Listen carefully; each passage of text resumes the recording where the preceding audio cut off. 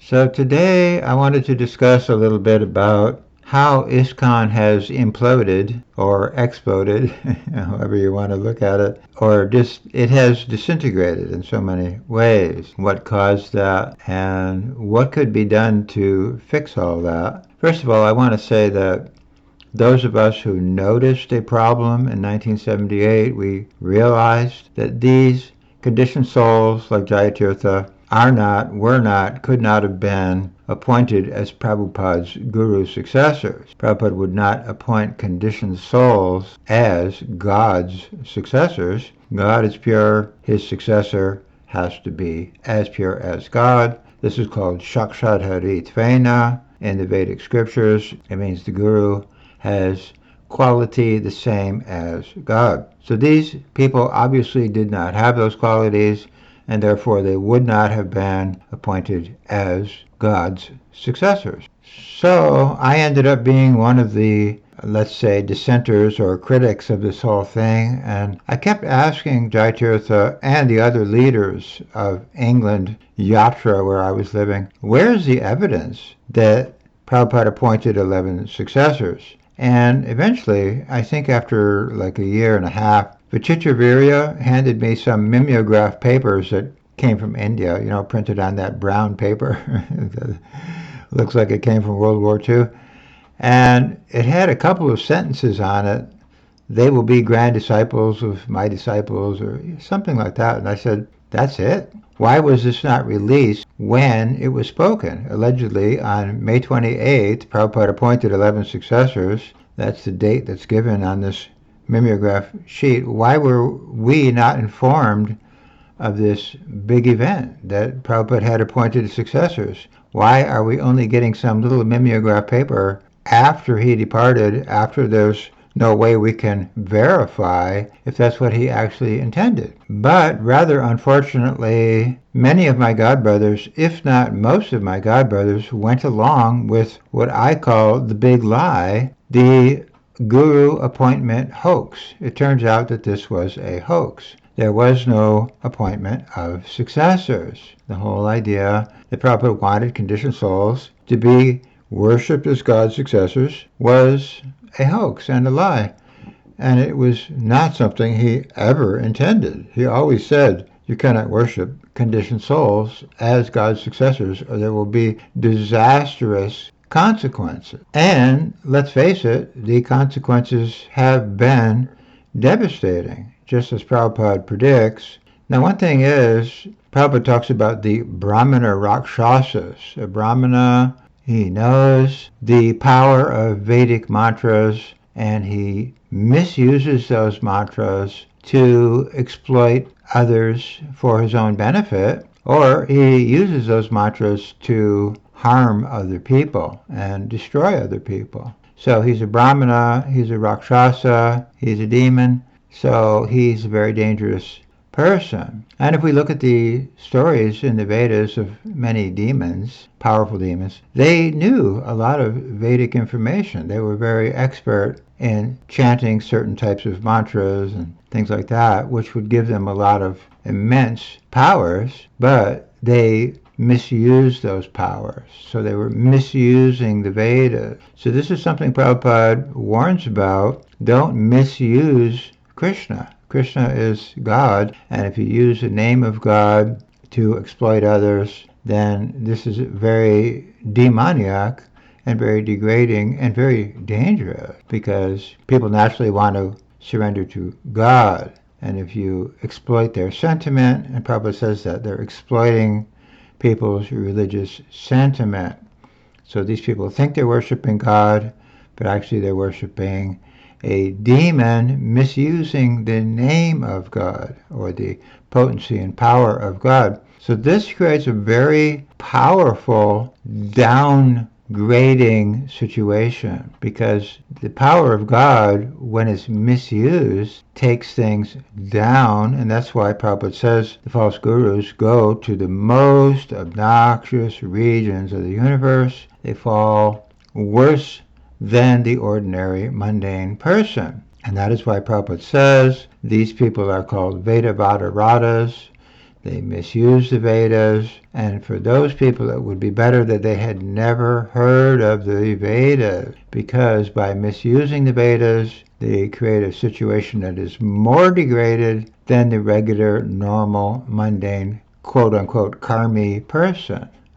So they cause a very severe degradation in the human society, and Rupa Goswami calls them an utpat. These false devotees are utpat, means they are causing a disturbance. So that's why Prabhupada says these people would be better off to have never heard of the Vedas, because they're going to a very low destination. Now, what happens if other people, the quote-unquote innocent people, the rank-and-file people, start worshiping a person who is destined to go to the most obnoxious region? What's going to happen to those people?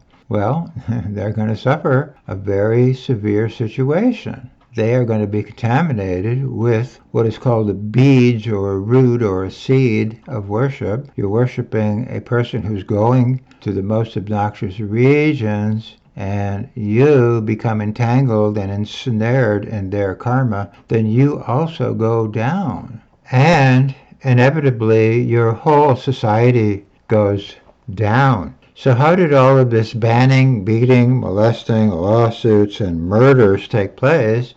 It's actually very simple. The spiritual principle was reversed. The spiritual principle was turned upside down, and everyone was worshiping persons who are gliding to hell. Not only gliding to hell, but gliding to the most obnoxious regions of hell, which means it's going to take those people a long time just to evolve up to the point of being a bug on a dog's butt.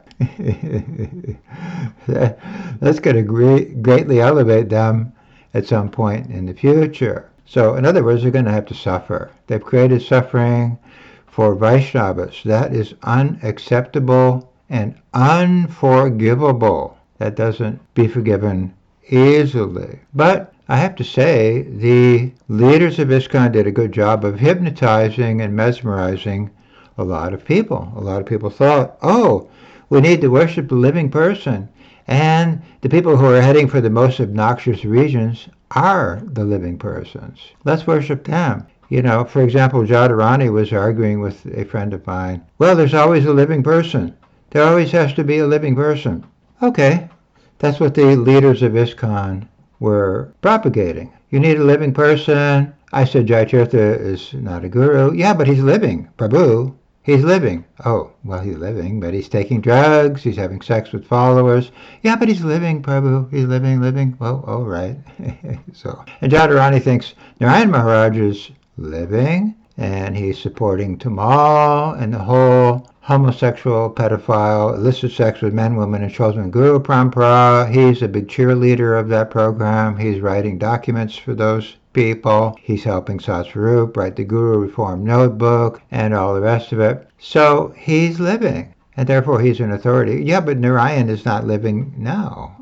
So, you know, and he got cancer, and some of his followers were saying he got cancer because he took karma from sinful Western disciples. Well, yeah, that's true. He had no authority to take karma. So that's another thing. You take karma and you're not qualified to take karma, then that is also going to degrade a person. But Prabhupada says just in general, when you imitate a pure devotee, you will eventually become degraded. How degraded? Well, very degraded. Very, very, very degraded. And you might then create a situation where there's homosexual pedophiles in your schools and all over your society in different capacities.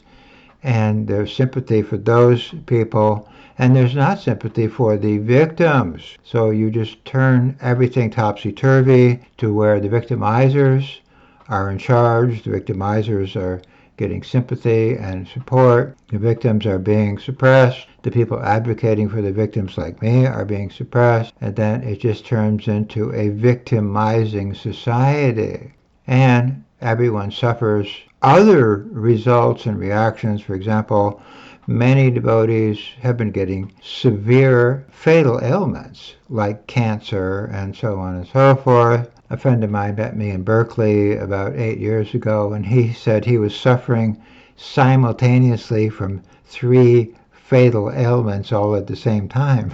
So, and he was a big supporter of the GBC and the Gaudiya Math and Narayan Maharaj and all these people. So he's supporting all this stuff, and he's suffering all kinds of different ways. And I believe this is connected. If you support evil, evil will impact you and will come down on you and cause you a problem. But generally, I mean, we are just neophytes ourselves. I'm just a neophyte. I'm struggling to think of Krishna. And that's because I have a million or trillion or several trillion years of karma baggage that just follows me around. So I'm not going to just throw off all that karma all of a sudden. That's just not how things work. It takes time to gradually evolve in Krishna consciousness. So if you are a neophyte like me, and then you start taking karma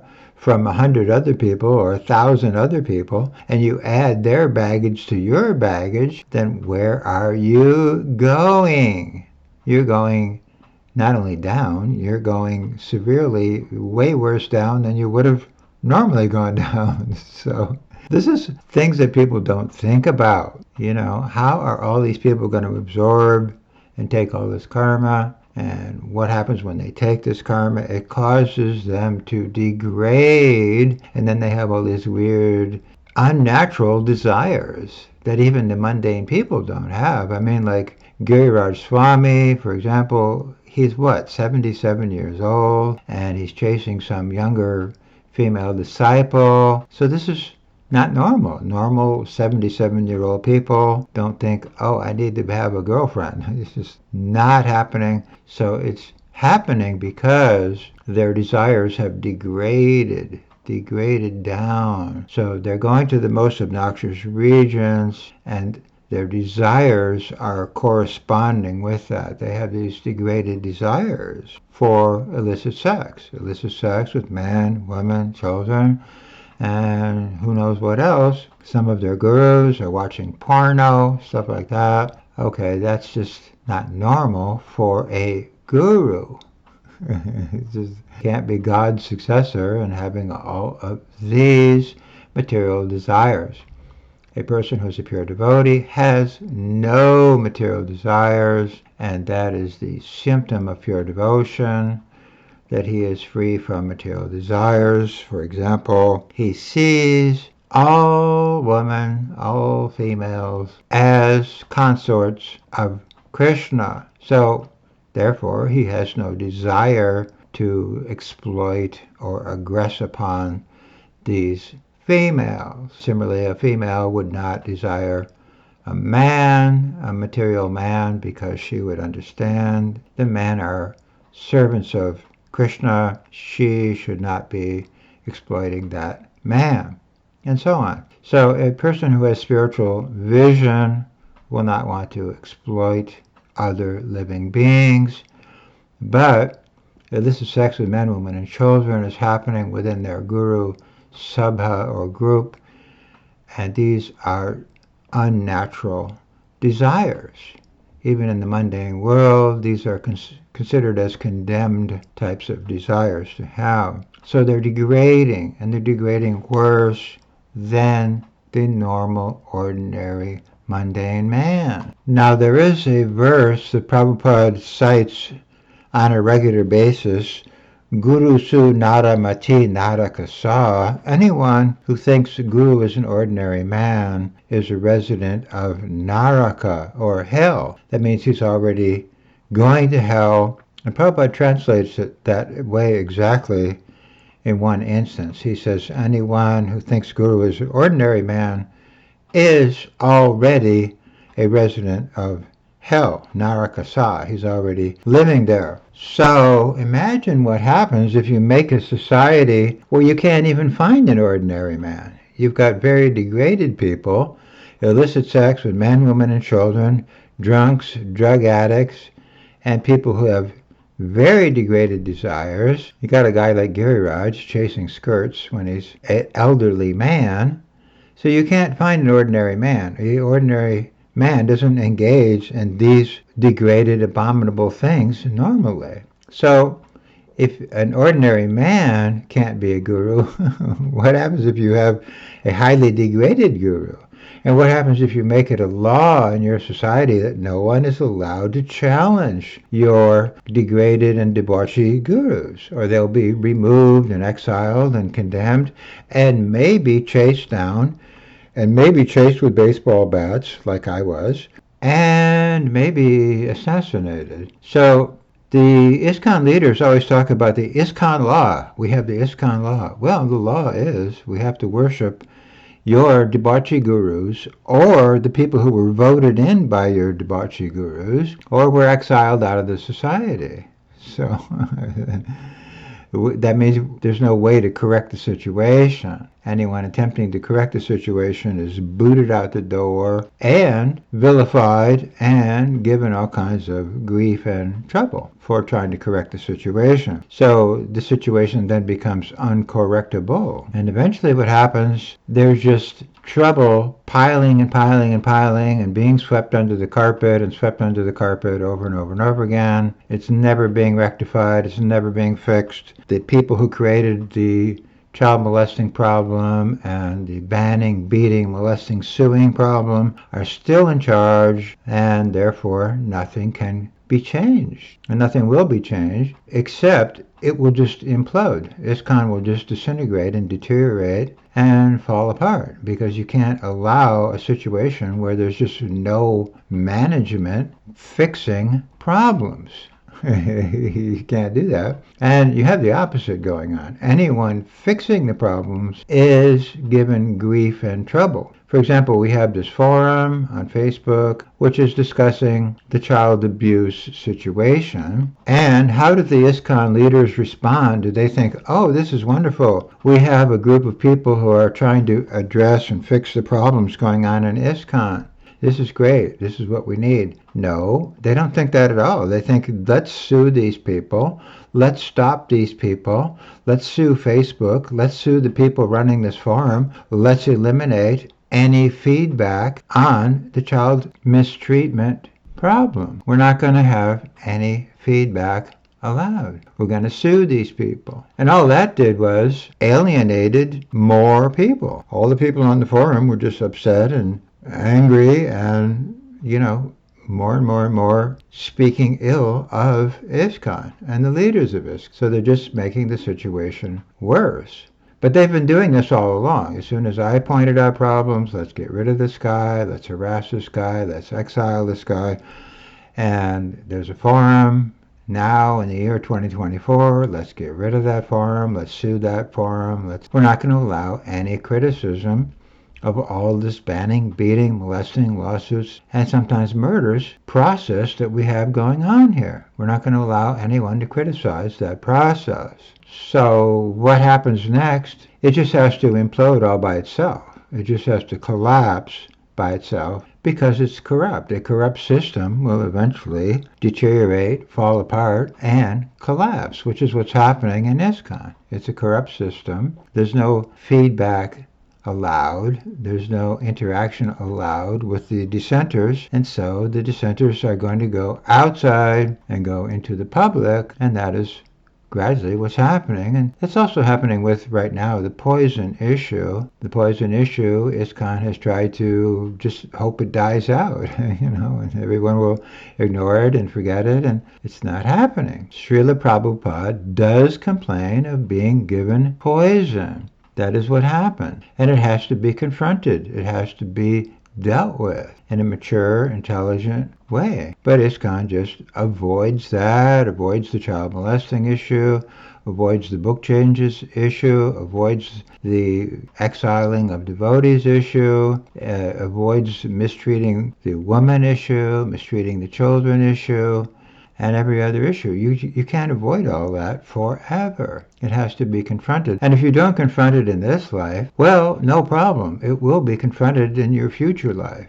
Yamaraj will ask you why you created all this trouble for all these devotees and for the ISKCON society, and you allowed the evidently poisoners of Prabhupada to be worshipped as Krishna's successors, and you reversed the spiritual principle of worshipping higher beings and made everyone worship lower beings, or even the lowest beings, or even the people who poison pure devotees are being worshipped. You can't allow that without being held accountable. Now, this guy Mahatma of ISKCON, he's always talking about that. Well, we have to be accountable for our behavior. Well, where's the accountability for any of the stuff that's going on in ISKCON? I have a friend in Mayapur, and he says ISKCON is a runaway train. There's nobody driving the train. There's just all these problems going on. There's nowhere to report the problems to, because nobody gives a damn, because everybody's in this whole process of just covering things up and engaging in a chronic case of denial. Well, we didn't know about this problem. Well, no one told us about this problem. Well, did we ever hear about this problem? Well, you did hear about it, but the people who were forwarding the problem were suppressed over and over again. So eventually, you keep sweeping garbage under the carpet starts to rot, the garbage starts to rot, everything rots, and the whole thing disintegrates, and it stinks at the same time. So, to sum up, this whole thing was artificial from square one. Prabhupada did not appoint these people as his successors. Some of the alleged successors are engaged in the poisoning process, where Prabhupada complains of being poisoned, and by worshiping these people who are not only just deviants, but severe deviants, or even the lowest of mankind, or even, people who would kill a pure devotee. And what's going to happen if you worship those kinds of people? Do I even have to describe what will happen if you worship those kinds of people? It should be self-evident. And unfortunately, it is becoming self-evident all by itself. And that's why now we have this Monkey on a Stick movie coming out, and it's just going to show a very horrible picture of the Hare Krishna society. And unfortunately, it's all true. And not only it's all true, but a lot of even worse things happen than are depicted in that movie. Some of the stuff that's happened is just so horrific, it can't really even be discussed in a public forum. But suffice it to say that you cannot reverse the spiritual principle. You have to worship a higher principle, and if you worship a lower principle, or you worship the lowest principle, or you worship demoniac principle, then there will be different results. And the results for ISKCON have been very self-evidently bad, because the system of worship was changed. And instead of worshiping a pure devotee, we were worshiping low-class people, or the lowest class of people, or even the Judas society of ISKCON. So if you worship Judas, you will go into a mode of Judas consciousness, and that will make everything deteriorate, as has happened. So anyway, I just wanted to briefly discuss this. I think more and more and more ISKCON is in a meltdown mode, and it's just disintegrating and deteriorating, and it will just get worse before it gets better. It just has to collapse down. And some people have said, well, the poison issue might shut down the whole of ISKCON in India. Well, if that happens, that would be good. That would be good. I would rather have the false thing just out of the way, and then maybe there can be a good thing. But the bad thing has to be somehow or other dealt with. And if we don't deal with it, then, like I say, it will be just exposed in the public, in the media. You'll have all these forums where all these devotees are complaining left, right, and center. And that will just go on and on and on until something is done to fix the problem. And if nothing is done, then it will just deteriorate all by itself, by Krishna's arrangement. Krishna cleans things up in his own way if we don't. So that's very unfortunate. But when Krishna has to clean it up, then it's really going to be bad for everybody involved because it's our duty to clean up the Gundicha Mandir. It's not Krishna's duty. If we force Krishna to clean it up, then we are responsible for making it dirty and not cleaning it up, and we will not get credit for doing the service of cleaning up Krishna's society. Now, as for me personally, I get a lot of criticism. Who are you? You're just a conditioned soul. You're not a pure devotee. You're this, you're that, you're the other. Well, that may be true, but I don't think that anyone can prove that what I'm saying is incorrect. If there's anything incorrect here, let me know what it is. Now, the last thing I wanted to add is I have a friend who works for ISKCON. He says the white people, the Caucasian people, the Western people, they don't come to his temple hardly at all. There might be one or two once in a while, but it is almost all Hindus. And he says he knows these Hindus personally, and he knows personally that 50% or more than 50% of them still eat meat, and 1/3 of them think Ramakrishna is an incarnation of Krishna, and all the rest of it. So he says this kind is right where the leaders wanted it to be. They got all these mainly meat-eating people who are Mayavadis, who have no idea about the philosophy, and they just give money, a donation. That's all they want. They want the money. They don't care about the purity of their religion. They don't care if these people understand Prabhupada's teachings or any of that stuff. They're not even trying to make these people into devotees. They just come on Sunday, give a donation, and that's it. And then they have a skeleton crew doing puja during the week to just do bare maintenance on the temples. That's what they're doing. So that is not what Prabhupada wanted. Prabhupada was very disturbed about us becoming a Hindu religion. He says the Hindus are a Kaitava Dharma, cheating religion, and they're hodgepodge, and they're this and that and the other. And he says, I spent 40 years trying to preach to the Hindus, and it didn't come to any result because they already know everything. So he said negative things about the Hindus. So obviously the leaders wanted to make a Hindu business, showing the deity business out of ISKCON. They got rid of all the devotees so they could empty out the buildings and then turn the buildings into a Hindu cultural hall, which they have done. None of this is what Prabhupada wanted. So all this has to be changed and removed or improved or whatever you want to call it, or it won't be following Prabhupada. So anyway, I hope this helps. Hari Bol.